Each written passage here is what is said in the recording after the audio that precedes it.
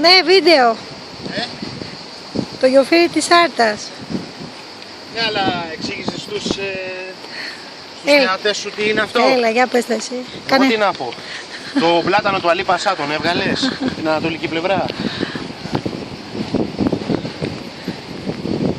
Ήταν χωρισμένο εδώ στα δύο. Τι ωραίο ποτάμι κι αυτό.